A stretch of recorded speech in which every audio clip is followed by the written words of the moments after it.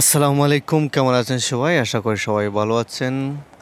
অবশ্যই কমেন্ট করে জানাবেন আপনাদের বর্তমান অবস্থা কী পুল্যান্ড সংক্রান্ত বিষয় নিয়ে।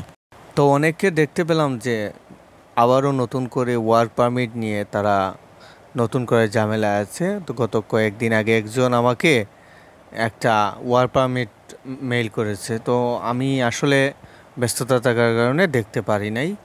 তো উনি আমাকে দিয়ে বলছে যে ভাই দেখেন তো একটু আমার ওয়ার্ক পারমিটটা ফেক কিনা অরিজিনাল। এখন ভাই সবচেয়ে বড় কথা হচ্ছে যে ওয়ার্ক পারমিটও চেক করার কোনো সুযোগ নেই।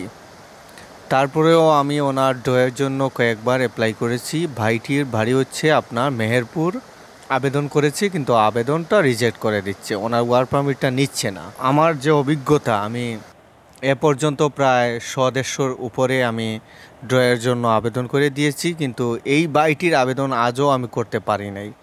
এর কারণটা কি আমি নিজেই জানি না, কিন্তু আমার কাছে প্রায় 99% শিওর যে এই ওয়ার্ক পারমিটটা ফেক। ভাই আপনারা যারা ওয়ার্ক পারমিট নেবেন একটু ভেবেচিন্তে নিয়েন, আপনার পরিচিত কারো মাধ্যমে আপনি ওয়ার্ক পারমিট নেবেন। আর সবচেয়ে বড় কথা হচ্ছে যে আপনি এই মুহূর্তে ওয়ার্ক পারমিট নেবেন, আপনার কিন্তু ভিসা রেশিও একদম কম।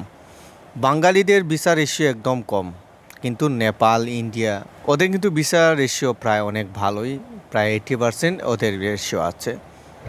আপনারা ভাই যারা ওয়ার্ক পারমিট দিবেন একটু ভেবেচিন্তে এবং সলিড পার্সনের কাছ থেকে আপনার ওয়ার্ক পারমিট দিবেন, কারণ প্রায় বাঙালিরা কিন্তু ফেক ওয়ার্ক পারমিট পাচ্ছে। তো সবাই সচেতন থাকবেন, কারণ ড্রয়ের মাধ্যমে বোঝা যাচ্ছে, কারণ তাদের ড্র নিচ্ছে না। তো সবাই ভালো থাকুন, সুস্থ থাকুন, দেখা হবে অন্য একটি ভিডিওতে। আসসালামু আলাইকুম।